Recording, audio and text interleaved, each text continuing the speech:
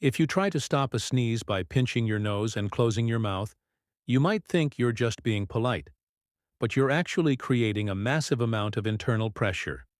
You see, a sneeze travels at about 100 miles per hour. When you block that air from escaping, it has to go somewhere. This force can actually rip a hole in the back of your throat. In some cases, the pressure can be forced up your eustachian tubes and into your middle ear. This can cause your eardrums to literally pop, leading to hearing loss or permanent vertigo. It's much safer to just let it out. Just make sure you cover your mouth.